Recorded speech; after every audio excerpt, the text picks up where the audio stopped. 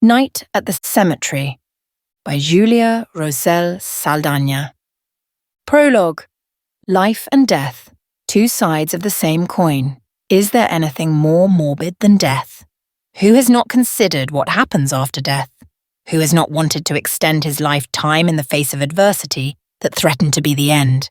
A path opens up before us, from which we do not choose the beginning or the end, from which we do not know what was before the beginning or what is after the end. How mysterious is life, and how mysterious is the path that leads us to death. Hundreds of cultures throughout history have focused more on explaining death than life. Religions and beliefs have tried to give more name to death than to life. We prefer to live ignoring the questions that this moment evokes before facing it, although some live waiting for their own end. How fleeting is human life, full of emotions and memories that we cannot store in its entirety. When we have no explanations left for what happens in our lives, we turn to death in search of answers, and we attribute to the dead the events that seem strange to us. If we knew everything that death hides, we would possibly live life more fully, or, on the contrary, we would live it with more tranquility. Who has not heard stories of ghosts, haunted houses, or cemeteries where strange things happen? All this, related in some way to death, calls us and fascinates us, because we know that at the end of our path, the grim reaper awaits us, waiting patiently. In the end, we live our lives without thinking about the value of our skin, organs, blood, and bones. Our lives are much more valuable than we can imagine, as is what remains after our death. As if it were a currency, there are people who trade with what sustains human life and with the remains that remain when it ends. This story therefore focuses on the value of our fluids and our organs and bones, things that move power and money, and for which hundreds of thousands of souls have lived and died. This is a dark story focused on everything that implies the eternal cycle in which life and death are sustained. Introduction. Dead bodies have always fascinated me, no matter how long they've been dead. My collection proves it. Bones exposed on shelves, especially skulls, human organs stored in glass jars with formaldehyde, aborted fetuses or stillborn children preserved in more glass jars, refrigerators full of all kinds of bagged blood. The entire basement of my mansion is packed, like a museum that glorifies death. From a very young age, I have been fascinated by death. It all started with the death of my cat. My parents tried to explain to me in 1,000 more or less gentle ways that my beloved cat was no longer with us. I didn't care. I didn't really have the reaction they expected, and because all they got was that I was more interested. As the years went by, I became interested in anatomy, and my grades in all things biology were excellent. Death made me closer to religion, and the lack of real answers that religion gave made me closer to the occult. At a very young age, as a teenager, I was accepted into a cult that performed blood and animal sacrifices. My parents never suspected, because I was a good student and a good daughter. For them, I would disappear to carry out activities typical of my age. How wrong they were. My free time was spent studying strange books that explained how to make use of my menstruation to make ointments and potions. He took advantage of the sacrifices to learn even more about anatomy. Over the years, that cult became too small for me, and I abandoned it. He made money selling potions, ointments, and the most useful potions to esoteric shops. Where medicine failed, my remedies were earning a name in the back rooms of those businesses. It didn't take long for me to make money and be able to pay for my medical studies, since my humble parents couldn't help me pay for them. I excelled in school without any problems, but in the end it bored me just like it had bored me with the cult, so I decided to change. Over time I became a thanatopractor. What better way was there to relate to the dead than by embalming and making them up? That work fascinated me and became my passion. You will ask how old I am, and I will tell you that you would not believe my answer. I do not look 40, but I am over 60. What is my secret? The good use of blood, obviously. Blood is red gold, life itself. Blood can make a person live longer or kill them in insidious ways. Where are my parents? Dead, obviously. I have them displayed in the basement, well embalmed. They are two of my best works, and I keep them as well as I can to remember them every day. How have I paid for this mansion with my work? Well, being a thanatopractor is more of a paid hobby. My real job is alchemy, specifically alchemy whose raw material is human remains. I already retired as a thanatopractor a few years ago. One life for another total, the remains have no soul to sully. You should know that the rich pay indecent amounts of money to prolong their miserable and fragile lives no matter what. Some even make donations hoping for my favours when they are desperate. You have seen my museum, but I think you will like my library and laboratory better. Ignore the service, they don't speak your language. They only make sure that everything is presentable and clean. Look what a magnificent collection. In my library, you can even find Arabic medical books from the 10th century. I have everything sorted by categories: anatomy, history, botany, mineralogy, mycology, chemistry, alchemy, astronomy, pharmacology, occultism, divination, practically everything you can imagine. Universities would envy this entire collection. Look, without fear, all the works are arranged alphabetically. Enjoy and just remember to drop any book you pick up back where you found it. I don't ask for anything else. Are you tired already? Then let's go to my lab. It occupies 2 entire floors of the mansion. Come by and see for yourself. See those stills? That's where we distill the liquids for our products. Yes, we even have a wonderful blood gin that is a bestseller. Do you want to try it? It is delicious, with pure blood of virgin women. Maybe it was a little strong for you. Don't worry, it's the first time you try it. I present my apprentices. They live in the mansion with me. We can't let my knowledge go to waste. Soon they will show him how to make the potion that has saved him from cancer. Yes, the one that has been taking for more than 20 years. Here we have mushrooms, spices, minerals, everything classified and prepared for use. We use stills, mortars, calcinaires. We follow the traditional method carried out by alchemists for centuries. Note that each ingredient has its astrological and elemental equivalents. When our products are made, we must take into account the moon, the date, the stars. It is highly complex, but it is one of the reasons for the quality of our creations. No, I'm afraid that the products that use my special ingredients are in another lab that can only be accessed by my trainees and myself. I'm very sorry. In any case, if it's okay with you, I'm going to take you to my office where we can talk quietly about business while she bought you a good cigar and a bottle of whiskey. Night at the cemetery, Júlia Rosell Saldaña. 1. It was a cold December night and I couldn't sleep. I got up, poured myself a glass of cognac, sat in the chair facing the window in my room, and lit a cigarette. I stared at the stars through the window as if expecting to see something that could not be. The time passed until a shooting star crossed the celestial vault. The configuration of the constellations and that shooting star brought back memories, so I got up to get one of the skulls that I had in the cabinet full of shelves to the right of the door of the room and went back to the armchair to sit down. I was playing with the skull in my hands while I remembered how I got it back in the day many years ago.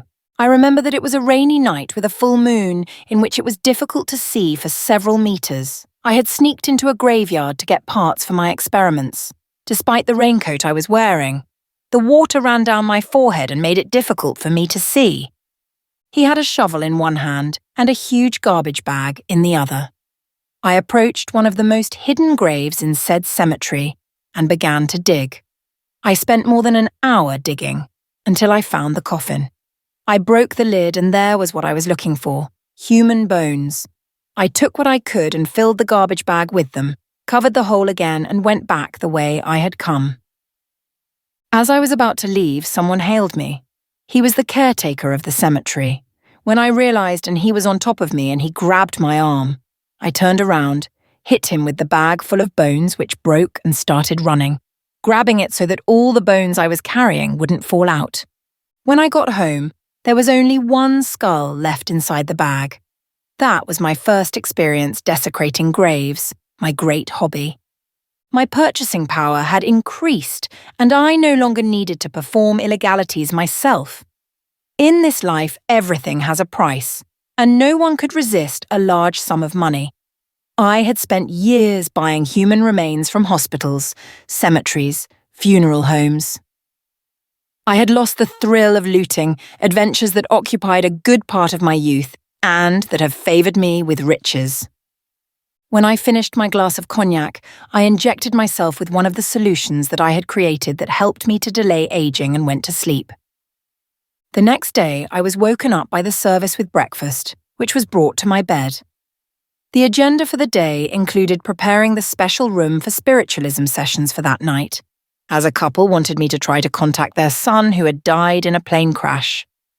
I spent the day preparing the room with perfumes and essences, decorated the table with the necessary gadgets, and when I was done, I called for a young medium to be brought in to act as an intermediary. In the middle of the afternoon, the couple who had paid a fortune for said session arrived. I introduced them to the one who would be the intermediary, and we had a snack. When night fell, we went to the special room, which was lit by candles and had smoke from the incense that had been lit, and we sat around the table prepared especially for the session. I had the hands of all the participants placed on the table and gave the medium a concoction to make it easier for her to go into a trance. A few minutes passed until the young woman rolled her eyes as she breathed heavily. According to my instructions, the parents began to ask questions of the young woman, who spoke in a guttural voice giving answers to the parents. It was important for her to maintain her position during the ritual, so I had to remind her parents that despite her excitement, they should keep their hands on the table and maintain a calm demeanour.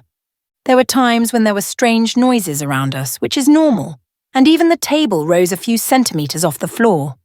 Everything went without incident. When they were satisfied, I snapped the young woman out of her trance and we ended the session. I turned on the lights in the room and blew out the candles. I walked the couple to her car and they left thanking me. I went back inside her and paid the young medium what was agreed. I called a taxi, and I said goodbye to her, thanking her for her services. The servants served me dinner, I took a bath and went to sleep. The next day was marked for a long time in the special laboratory, where I dedicated myself to preparing the solutions where I used human remains. It was a delicate process, as some organs had to be distilled down to a few drops of their essence, first reducing them to ashes in a special furnace. You had to use the right amounts and mix them in a precise order. The tenses used were reminiscent of a cooking recipe, and the mixtures with other ingredients or reagents resulted in strange colours and unusual smells. Part of modern science continues to use the techniques created by alchemy, especially in chemistry, and in some way is based on its precepts, which gave rise to the scientific method. The main ingredient of the best-selling products was children's blood, since its purity, youth, and perhaps the cellular content made it conducive to prolonging the lives of those who used it. It was not easy to get, and many times I had to use the checkbook to pay parents in distress to let me draw blood from their offspring when I did not pay blood testing laboratories to provide me with such blood. The Bible is full, in the Old Testament, of sacrifices in which specific parts of the animals were used, and God requested, above all, the fat, liver, kidneys, and other parts.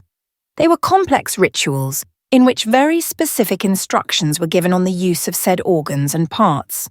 In my case, the preparations and elixirs that I make also use quite specific parts of the human body, and through alchemy I also purify some of those parts with fire. The relationship between the two things is disturbing. When I stop to think about it, I realize that the disappearances of children in the world keep a dark secret, and it is clear to me that even today sacrifices of these children are made, when their purity should not be corrupted with cruelties on the part of powerful groups entirely willing to practice pedophilia, for purposes much darker than apparent. Despite the evolution of society and humanity as a whole, those of us who are versed in symbology and know ancient rituals know the power of human sacrifice, and we realize that even today they happen. Isn't it curious that great events and catastrophes happen on very specific dates? When I think that there is an overwhelming number of horrible events that have happened on specific days, like day 11 or day 7, important numbers in numerology, I realise that someone continues to perform rituals in which blood prevails as a source of power. More important is the use of language and the use of certain days in pursuit of something that seems innocuous, but is not. An example is Black Friday, or Black Friday, which has represented in our country for a few years a consumerist and capitalist effort such as has never been seen. Historically, Black days have been no good and Fridays even less so. Names are powerful. We have to watch the name we choose for ourselves, alias, the one we choose for children, pets, for the internet, because names denote power and we carry them with us, generally for life. In modern origins, the theories say that Black Friday was invented by the US police to refer to the Friday with many problems. Others say it is linked to the day after Thanksgiving in the US, others that it is a marketing invention. There are 1,000 theories and personally, I don't think any of them are 100% correct. Black Friday is not positive, and symbolically, it has a huge charge. Friday is the day of Venus and of the Mesopotamian goddess Ishtar, a goddess eager for human blood. Thousands of human beings have been sacrificed to the goddess Ishtar for centuries on Friday to appease her wrath or seek favour from her. A little positive being, if I may. And the black? It is the lack of light, it is the darkness. Black Friday is the dark day of Ishtar. Again, this goddess is being worshipped. If we look at the effigy in the British Museum, the background is black. Chance? I don't think so, less for the Queen of the Night. All this compulsiveness and impulsiveness. Who benefits? Who is taking advantage of these energies? 8,000 years have passed. Are the divinities of that time still worshipped camouflaged and adapted through the ages? We do not know who may be enjoying that day as much or more than us. Around us, monuments and symbols are erected that also have a deeper message than what we see at first sight. From ancient times, Saturn, time, the devourer, has been worshipped. Others called him Moloch, Molech, Chiun. He has been an entity worshipped as a symbol of fire, creation, degeneration, the world, and time. A powerful entity. This divinity has been represented for centuries and in practically all cultures on the planet with a hexagon. Hexagonal geometry is fundamental to life, both organic and inorganic. The bases of DNA and many biochemical molecules also have this shape, an efficient structure that is repeated in many parts of nature. What is surprising is that a few years ago, a kind of hexagon-shaped storm was found at the North Pole of Saturn. How did the ancients know of this association of form with Saturn? What powers does this star and entity have to transmit so much force? Solomon used the talisman of Saturn to ward off demons or even to control them. On the reverse appears a representation of Moloch. Another paired symbol in the hexagon is the cube.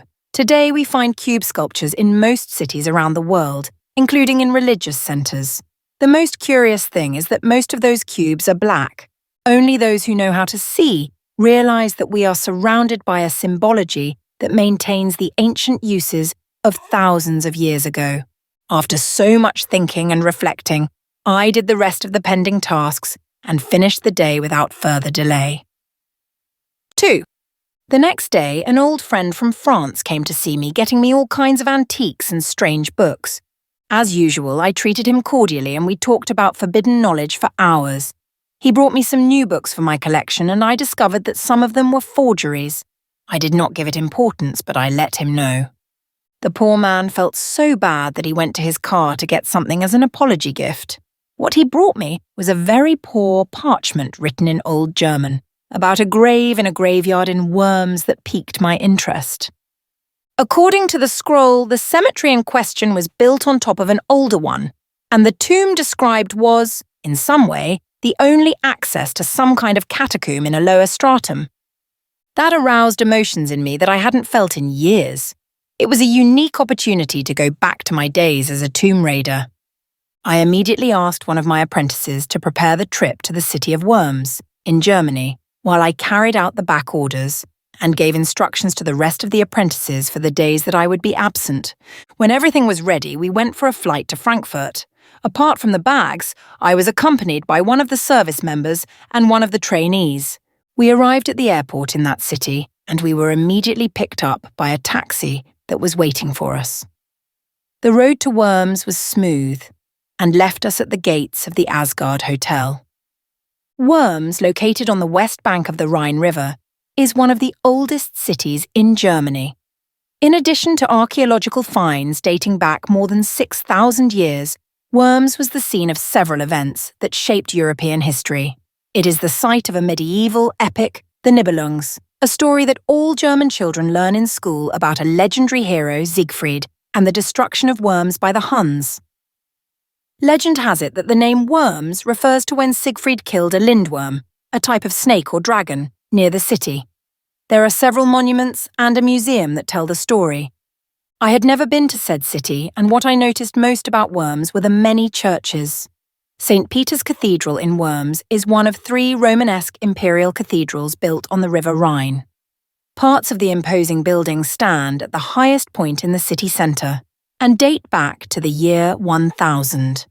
One of the most attractive churches is the Collegiate Church of St. Andrew's on Weckelingplatz, a Romanesque complex that now houses the City Museum. Here we took a tour through the centuries to learn about the history of the city that dates back to the time of the Bronze Age. Most importantly, Worms is the place where, in 1521, Martin Luther refused to recant his teachings. Although Luther only spent 10 days in Worms, those days fundamentally changed the world. The main focal point of our visit was exploring the monuments and history of Martin. Luther, an Augustinian monk, had been summoned to the imperial diet as his demand for a return to the roots of Christianity had caused problems. His opponents saw it as a declaration of war against Rome and the Catholic Church. Luther refused to recant. The place where Luther entered the medieval city is marked by the beautiful St. Martin's Gate. A replica of the gate stands at the entrance to Kammererstrasse. The place where this eventful moment in history took place is the Church of St. Magnus. This was the starting point of the Protestant movement. It is one of the oldest Reformed churches in Germany. When we checked in at the hotel, we walked through the wide pedestrian streets and arrived at the city's Jewish quarter. In the Middle Ages, the Jewish community of Worms was one of several in Western Europe. It was highly appreciated and known as the Jerusalem of the Rhine. The first Jews in the area date back to the year 1344, when the first synagogue was consecrated. Today, the synagogue has undergone several renovations, but the original investiture plaque on the facade still remains. The synagogue was completely destroyed on the Night of Broken Glass, November 10th, 1938, and a new synagogue was built in 1959.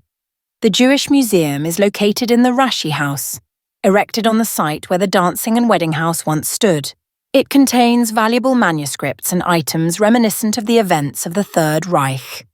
We presented ourselves to the rabbi and cordially asked him to have an interview later that day.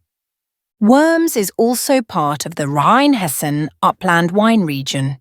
Wine has been grown here since Roman times, and vineyards are spread throughout the city. The world-famous wine, Liebfrauenmilch, was created here.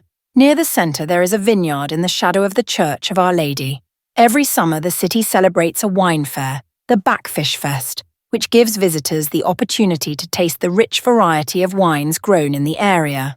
From April to October, there is a guided tour from the Church of Our Lady to see the vineyard. Not far from St. Peter's Cathedral on Kammererstrasse, there is a winter fountain. We stopped near here for lunch, and I made sure to order a glass of this famous wine.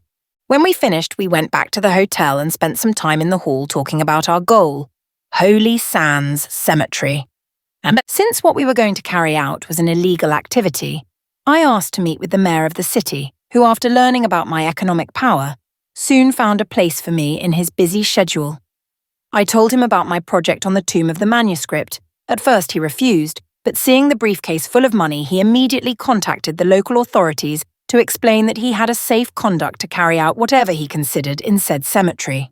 Then, Accompanied by a police officer, we went to the Worms synagogue to speak with the local rabbi, a member of the Mainz Jewish congregation. It was of utmost importance that we were free to conduct the search with the approval of the Jewish community and authority. The rabbi gladly received us and invited us to have a snack while I presented my request. It did not seem to his liking, as he considered it an attack on a holy place. I tried to convince him and even offered him a bribe, which he refused. It was the police officer who exposed him to the potential adversities he could face if he refused. Night at the cemetery, Júlia Rosell Saldaña, 11. Finally, and after a long discussion, the man gave in and gave us his permission to desecrate the cemetery. Obviously, he was given a nice compensation in advance, which he did not refuse. We spent the little time that was left of the afternoon in the hotel, where we had dinner early, and went to sleep. 3. The next day we met again with the mayor of the city. He told us that he would close access to the cemetery so that we could carry out our search and that a police officer would accompany us. We went to the cemetery, which was well cared for even though the tombstones had been eroded over the centuries. The vegetation was dense and the paths that ran through the cemetery had been created by the passage of people who visited it. It didn't take long for us to start searching the cemetery for the grave. In that cemetery, which had more than 2,000 graves, looking for a specific one described by a parchment in poor condition was an arduous task. When we realized it, it was night. The moon illuminated the tombs through the light that filtered through the spaces left by the trees. It was a beautiful sight, and the silence that covered the cemetery despite being in the middle of a city gave an incredible feeling of peace. We continued to search among the graves with the light of the lanterns and the moon, digging up the graves that seemed suspicious and covering them again if they were not the ones we were looking for. Despite desecrating graves, we tried to be as respectful as possible. Time continued to pass and fatigue weighed on us, but we continued searching among the tombs. Finally, when we excavated one of the graves, the ground caved in. It was the one we were looking for. Before us was a passage that descended into the bowels of the ground itself. It was still half buried, and we had to remove a lot of earth until the passage was passable. When we removed all that, the corridor in front of us was about 80 centimeters wide by 5 feet high. I sent my apprentice to make a first assessment of the tunnel in case there were problems later, and after 10 minutes, he returned to explain that the passage led to a small vaulted room a few meters below ground where there were more passages on its sides. With the flashlights in front of us, the service, the policeman, the apprentice, and I entered the tunnel in a single file. We advanced crouching due to the low height until we reached the vaulted room, where we were finally able to get up, since the height of said room exceeded 2.5 meters. The room was full of marks written in Hebrew and Latin, which showed that the parchment told the truth. The cemetery had been built on something much older and had been used by the Jewish settlers later, building the oldest cemetery in Europe today. The inscriptions in Hebrew said things like, "You shall not pass beyond this point to avoid the curse of the inhabitants of the earth." These Hebrew inscriptions were above the side passages. The Latin inscriptions, on the other hand, came to say, "Do not tell secrets out loud." Other inscriptions were illegible due to the passage of time and the destruction, surely accidental, caused by the Hebrews who had used these tunnels for some unknown purpose. We shined our flashlights on those galleries to see where they led. Some were lost in the dark, where we could not see the bottom, while others went downstairs to more unknown depths. I decided to trust my morbidity and look where there were human remains. I was lighting these tunnels until I saw what I was looking for. A skeleton scattered on the stairs made me smile. We went down that corridor, dodging the bones as best we could, and went down one by one while I gave instructions to the service to collect the bones that were there, so I could add them to my collection. Getting a souvenir from the depths of an ancient burial ground wasn't easy, so those bones would make a fine trophy. We continued to advance down those stairs while under our feet, the number of bones continued to increase. It was already beginning to look like a churning catacomb or charnel house. As we could not dodge all the bones in our path, the silence that should have reigned in that place was soon replaced by the cracking of bones. At one point, we reached the bottom of the stairs, and before us, Roman catacombs full of bones on the walls were displayed in their splendor. I told the service to put lights on those walls to illuminate the room as best as possible. That stay was wonderful. To think that hundreds of people from Roman times would have been buried there gave me goosebumps. From the fish and cross decorations, I deduced that these catacombs were evidently early Christian in the region. The inscriptions remained legible, and we could gradually catalogue the sections of all that skeleton. Poetic epitaphs, quotes from famous authors, quotes from the Bible itself, dedications to famous people. That was a mine. I was overwhelmed with emotion. We kept going while the service took pictures and took the odd bone that was embedded and packed in the holes in the walls. A part of me was relieved that we were no longer desecrating the Jewish cemetery, so there was no reason for the Jewish community to be offended. We reached the end of that room and realized that what looked like the entrance to a new corridor was actually a tunnel dug irregularly into the earth that sank even deeper into the depths. Due to the wear of the earth walls, it must have been excavated many centuries ago and seemed to have been used recently. We took more photographs and continued to entertain ourselves with the cataloguing of those sandwiched specimens. While we were performing this task, my apprentice hit me from behind, seemed startled, and said he saw something moving inside that tunnel dug in the earth. I tried to reassure him by telling him not to worry. It could be an animal. The boy told me that it was too big to be a rat or a dog, and that its eyes were red as blood. I laughed and told him that it must be his imagination because he was not used to being surrounded by so many dead and in such an ancient place where the slightest noise was amplified and where it was normal, by instinct, to be alert. It was normal for our imagination to play tricks on us in places and situations like this. We continued with our particular looting when a dull noise startled us. When I turned around, the servant was wide-eyed as he gasped, a bloody claw clutching his heart reaching out from his chest. When we shined our light behind the man, we saw a humanoid being with rubbery skin, hoofed feet, bestial canine features, long claws, and eyes shot bright red like blood. That being, who had killed in my service, looked at me defiantly and told me to leave his domain in rather old German. I managed to stay calm and told him that we were just exploring and we weren't going to leave. Immediately afterwards, that being laughed, released the body of the service and ate his heart in one bite. He looked up and started talking to me. The policeman tried to take out the weapon, but I prevented him, that being reasoned he was intelligent and more had to be found out about him. My poor apprentice urinated on him, which was obvious from the smell, and he backed away until his back met the wall, where he remained quietly collected. I inched closer to the being as he told him that we were just exploring those catacombs and we didn't want to hurt him. He told me that we looked alike, that he smelled like death, and that made him feel like he was talking to one of his own. At the time, I didn't understand what he meant, but it seemed that any misunderstanding had been ironed out. I held out my hand as a sign of concord, to which the being responded by grabbing it tightly with his bloody claw. The bloodstains didn't bother me in the least, and I smiled at him. He did the same. When it seemed that everything was settled and we had already let go, the policeman shot that being. Despite the wound he caused, he lunged at the policeman and ripped his arm off.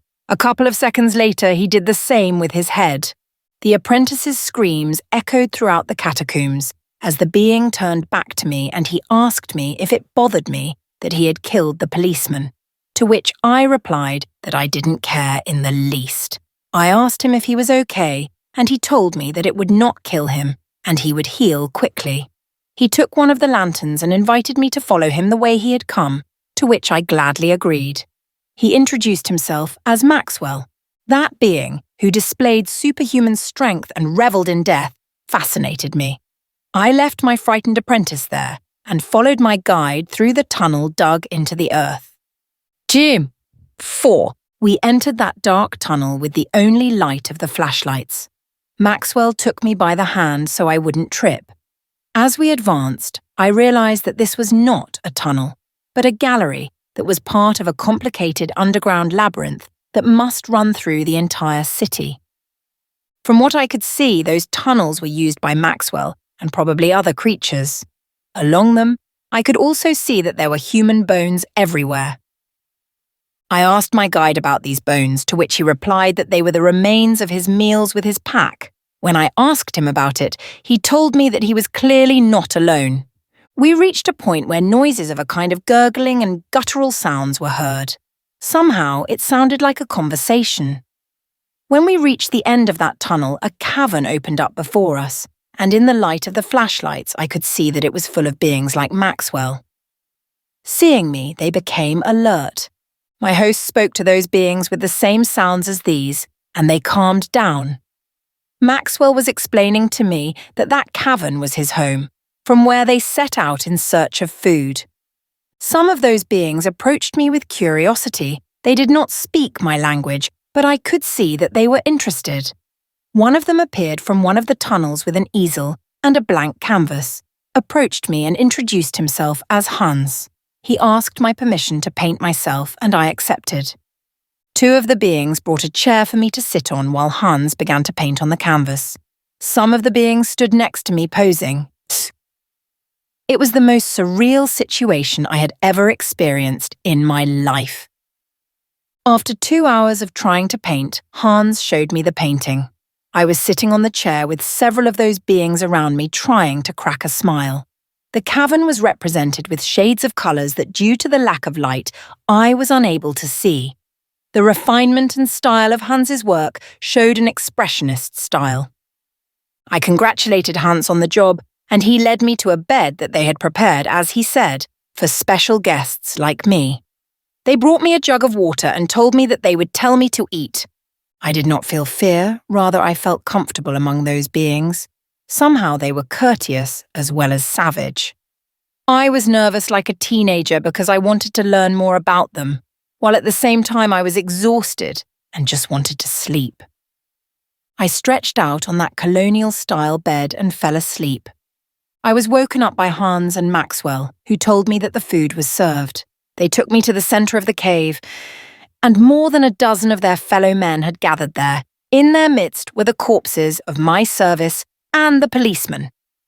Those beings were not only killing machines, but they were also ghouls. I was surprised by the proposal to eat those two dead, so I was slow to react. The beings took turns tearing off parts of those bodies, one of them without a right arm or head, and began to eat. Hans came over to offer me the policeman's severed arm. That lifeless limb did not appeal to me, and I reported this to my host, who suggested that I make an effort to avoid offending the rest. I took a scalpel out of my shoulder bag and peeled off that arm to strip it of hair. Then I made a fine cut, as if I were cutting ham, and put it in my mouth.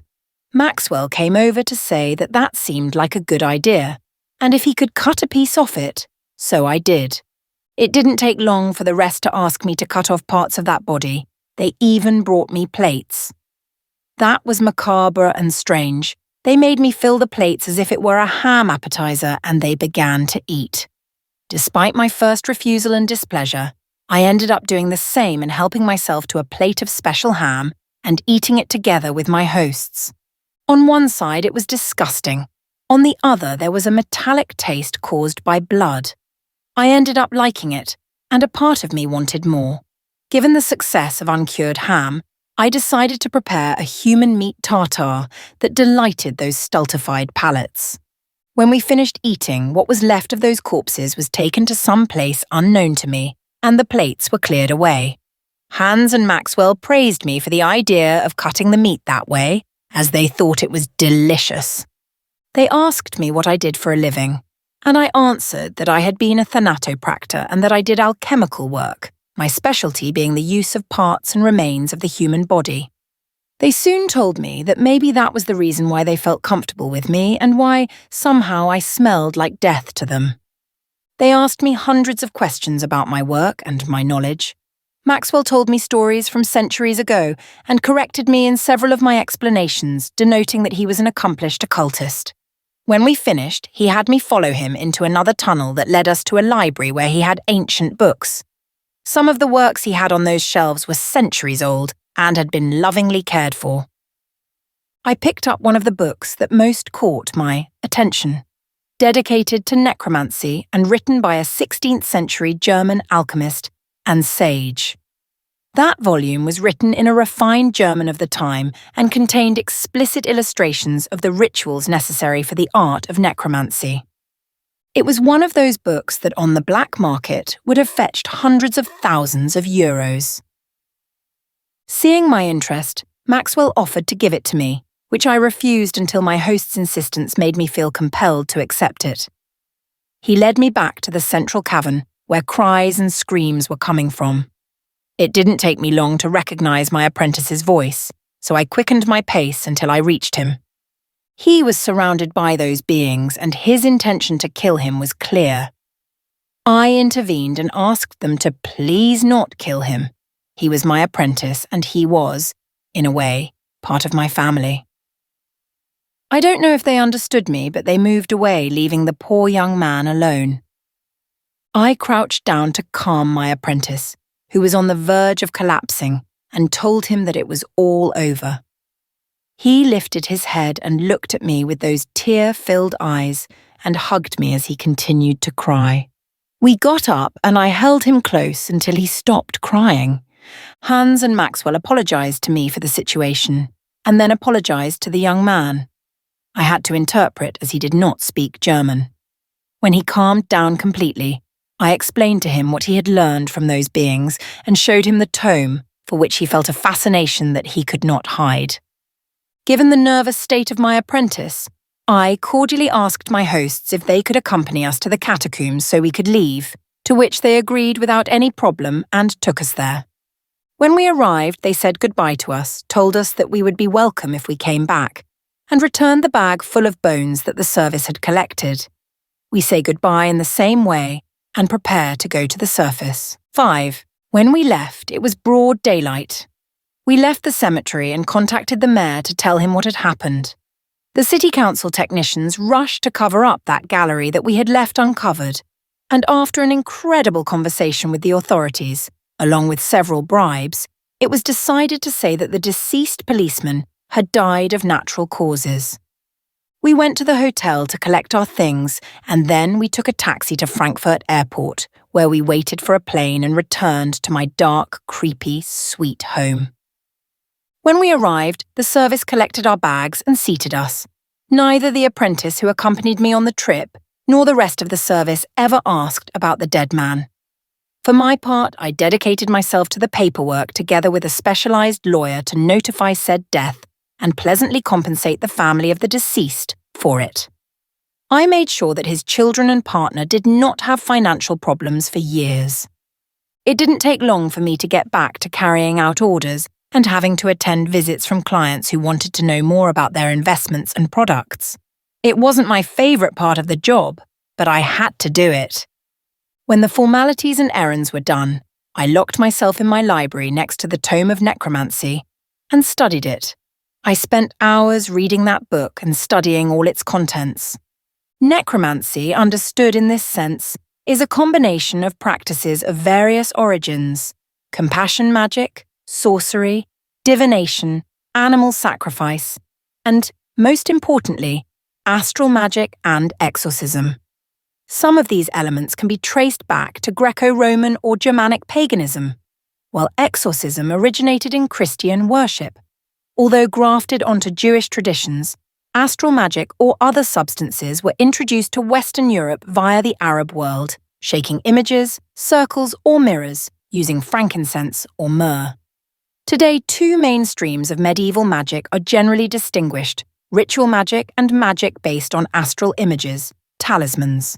These two currents can be identified with the split between the Solomonic tradition and the Hermetic tradition, both branches of mythical heroes, which attribute many fictional stories to these two mythical characters. However, this distinction becomes confusing when reference is made to the sources, as many texts on ritual magic play an important role in astral imagery, and many texts on amulet magic have rituals that include their associated workings with the stars. In addition, we find books and manuscripts in which the two tendencies were mixed. Precisely because of the influence of astrology, necromantic experiments can be placed with precise times, hours, dates, and clearly defined companions, according to the spirit of the time or astrological conditions. The spirits that necromancers invoke from the manuals they use are not only the astral bodies associated with the heavenly bodies or the elements associated with the natural forces of the earth, which are theoretically neutral, but also demons, angels, and other dark spirits. Often in a difficult position. All of these spirits of various origins are arbitrarily considered demons by orthodoxy, and their summoning is considered equally reprehensible, even in the magical tradition of summoning only angels. Demons are everywhere, as Thomas Aquinas said, although theologians believe that they live mainly in the lower dark air in contact with the earth and are organized hierarchically under Lucifer. This concept of hierarchy dates back to Neoplatonism, based on the demons and gods of Greco-Roman antiquity and the fallen angels of the Judeo-Christian tradition, as well as other pagan religions, Celtic, Germanic, and fallen angels. For the Middle East, because they also want to devalue them by equating them with magic. The concept of hierarchy is shared by necromancers and theologians, but the interest in determining in detail how it is organized is only visible in occult texts. Contrary to what appears in popular history, literature, and anti-witchcraft, all extant magic manuals do not contain pacts with the devil, mockery of Christian cults, or subjugation of witches and Satan worship. Thanks to the power of God, necromancers demand obedience from demons and other spirits. Richard Kirchheffer divides ritual magic into three main categories according to its purpose. 1. Illusory experiments, creating illusions such as lavish banquets, palaces guarded by demonic armies, priests guided by Pegasus-shaped demons on earth, wherever you want. If necessary, the invisibility of the magician or the resurrection of the dead. 2. Psychological experiments that inflict physical pain on others or affect the spirit of others, cause others to love, hate, become angry, win favor with the powerful, or force others to perform certain behaviors. 3. Divinatory experiments that reveal past, future, distant, or hidden facts to find treasures, discover thieves or murderers, etc. Divination often requires the cooperation of young virgins who can see souls in reflective surfaces, such as mirrors, glass, objects that resemble the well-known crystal ball, fingernails or toenails, liquids in glasses, or bones. Other prediction experiments are based on the interpretation of dreams. The basic methods are symbols and inscriptions, spells and gestures. Marks and inscriptions were drawn on the ground with swords or knives, or on parchment or cloth with ink or blood. The basic shape is usually a circle with an inscription or other marking. The circle as a catalyst of power dates back to ancient Jewish and Greek magic, and its main function was to direct the power of the priest to the spirit. The purpose of protecting wizards from ghosts seems to be a derivative of what is less common in medieval manuals of magic, though more common in criticism and literature. The inscriptions indicate the 4 points, the location of the magician and the child who acts as an intermediary, the name of the deity, the name of the saint, etc. The logo is usually a pentagram, and astronomical or other signs. The illustrations in the manual also include items needed for the ritual, such as swords, jugs, or candles, but these are probably just instructions for placing the magical items, just as the prayers written on the page are likely to be recited. Necromancers use formulas for summoning and expelling spirits, which have the same structure as church exorcism. The core is a command or prayer given to a spirit, addressed to the summoned spirit, the divine or demonic forces that are invoked to make them obey. And finally, your instructions are needed before the magician and the order to be fulfilled. However, the purpose is clearly the opposite of the exorcism of the church, not to expel the demons, but to bring them here, make them obey his will, and make them fulfill his wishes. In any case, an exorcism is no different from a spell. Magic spells are often based on Christian prayers hymns and chain prayers sometimes repeated. The activities that necromancers carry out in their operations consist mainly of sacrifices and rituals of compassion. The magician offers the spirits products such as chicken, hoopoe, or bat blood, milk or honey sprinkled in the air, or ashes, salt or flour in jars. Sympathetic rituals, used mainly in mental magic, symbolize what is desired by means of images and other objects on which the represented actions are transferred. These actions can range from hitting two simple stones to induce enmity, to assigning astrologically appropriate dates and times to a target, copying images with candles used at funerals, carving names, seals or signs, burning bones and other substances.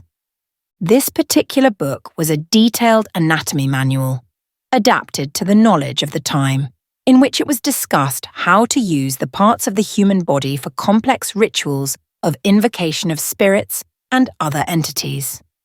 I was pleasantly surprised that, despite the centuries of difference, I had reached similar conclusions in the use of human remains to make elixirs, potions, and ointments with various uses to improve the quality of life of those who used them. A darker part of said book referred to the entities and spirits that could be invoked and how to protect themselves from them in case they did not come in good faith. The book was full of various alchemical and astrological slogans that gave a symbolic approach to the use of these to carry out even more complex rituals in which the souls of the dead were involved. Another part of the book focused on mythological figures and how to deal with them for profit. I was surprised that there was talk of the ghouls, creatures first described by the Arabs who must have taken it from ancient Mesopotamia and Sumer, who haunted cemeteries and places of death and fed on the flesh of humans, especially the dead. The descriptions, despite the fact that I knew them from my studies, were exactly the same as the beings I had met under the Worms Cemetery. I couldn't help but think of Hans and Maxwell, my new friends, and I realized that the descriptions made by the author of the book were correct, and that due to the knowledge he demonstrated, he must have had dealings with them. Finally, I found a ritual that awoke tremendous morbidity in me, the transmigration of souls. The ritual in question seemed to be an improved and refined version of the Sumerian process by which bodies and souls could be exchanged between two individuals. That discovery excited me. It made me fantasize about a potential eternal life in which I could dream of changing my body at will in order to keep my soul and my ego eternally throughout time without consequences. I spent the next few days writing down my discoveries and, above all, transcribing the most interesting rituals into my personal diaries. 6. I soon realized that I was developing a taste for human flesh. She almost became an obsession and gradually despised normal meals. I stopped taking care of my appearance as something mundane, which was not really important, and I started to prepare the rituals that I had learned from the book. I had to do studies on the position of the stars and planets of our solar system, look at the days of the week, and the coincidence with the lunar calendar. A task that took up days and days, in which I practically neither ate nor slept. It got to a point where I couldn't take it anymore, and I stopped drinking water. I only drank human blood. My meals were part of the human remains that were brought to me on request. I reserved a part for my meals, and the rest were used as ingredients for potions, elixirs, and ointments that increased my coffers. My trainees began to worry about me, telling me that my personality had changed. I told them it was nonsense, until one of them brought me a silver mirror, and in the reflection I could see how one of my eyes had transformed into something no longer human. My sclera turned black as night, and the iris was a blood-red colour. I wasn't scared, rather I felt powerful, and I was liking that transformation. Within weeks, my upper canines grew longer and sharper, making me look a bit animalistic when I smiled or opened my mouth, and my other eye soon turned black with a blood-red iris as well.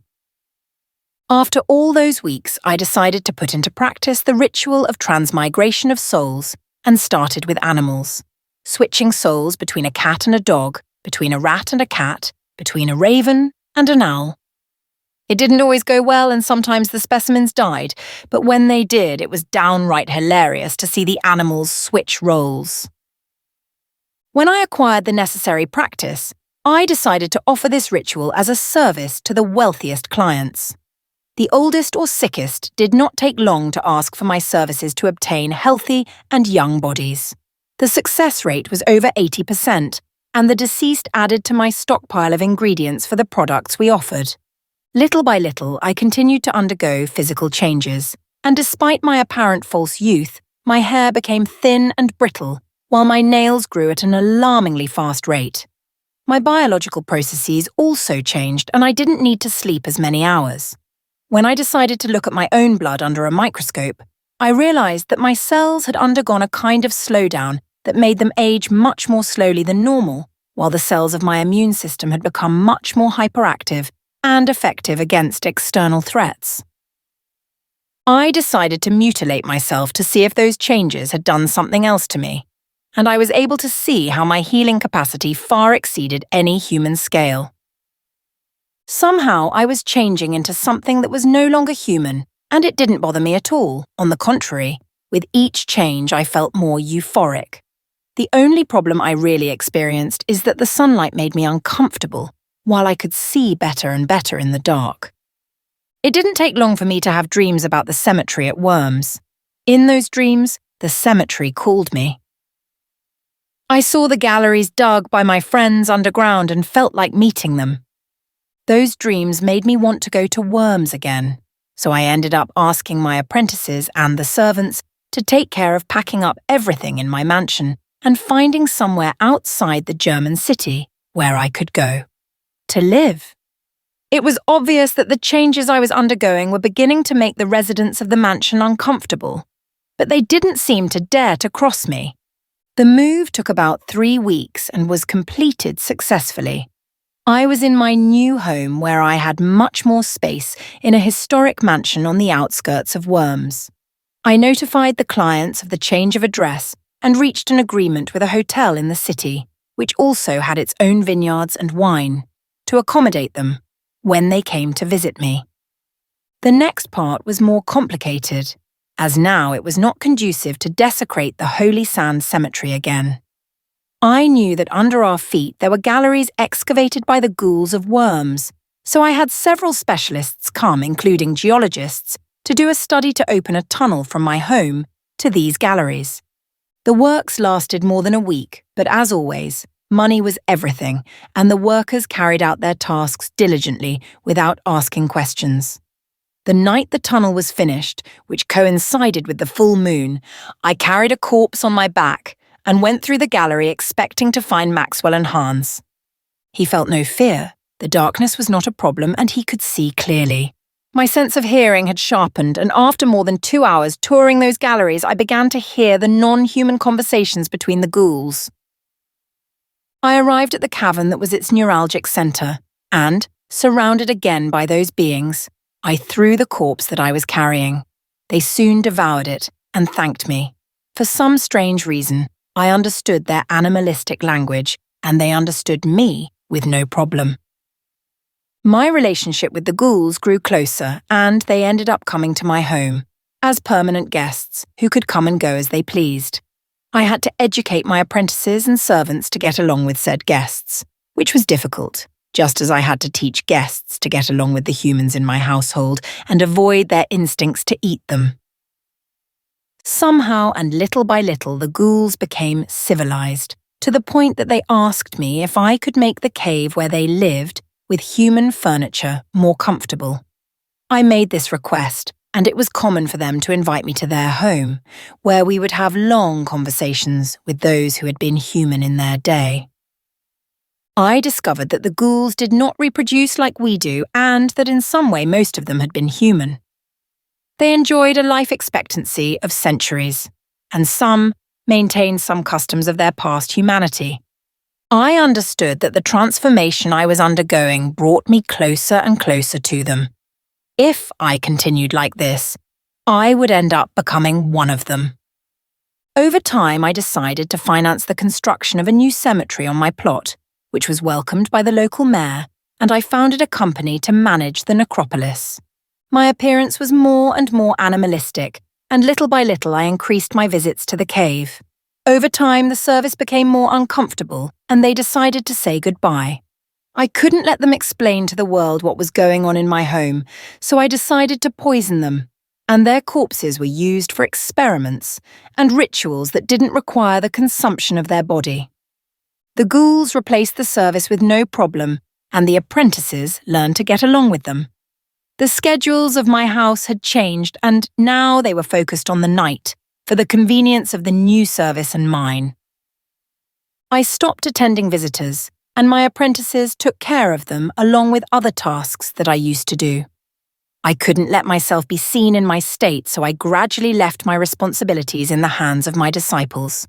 Little by little, worldly activities bothered me more, so I ordered a room to be built under the cemetery on my property.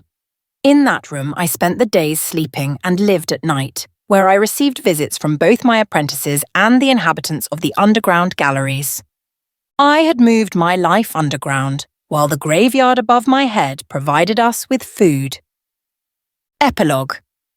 Time no longer made sense to me. The days, or rather the nights, passed under that cemetery and that city while I lived with my new congeners without problems. Now the tables had turned, and it was my apprentices who carried the weight of my work. They were no longer apprentices, but were now able to function on their own. From time to time, I would visit the mansion that had been mine and was now owned by this capable trio and their families. It became customary, even that my peers and I made weekly visits in which we even played with the children. Somehow, my biggest obsession, which was death, was still part of my life in every facet. I never left my occult studies or my rituals. Simply the time factor was no longer a concern. She was a ghoul, and she had no concern but to continue to exist and eat when she was hungry. My thirst for knowledge never ceased, and my former apprentices brought me from time to time new volumes of great value that swelled the shelves of my new library. In my room, the painting that Hans painted stood out where my apprentices, their families, and I posed in the centre. It was the best memory I could have next to the embalmed bodies of my parents, which I was still nursing from putrefaction. Now I could dedicate myself entirely to the study of death from a new perspective. This had become part of my new life in a very different way than I was used to. I kept developing new formulas and even wrote books that I gave to my disciples, so they never suffered hardships.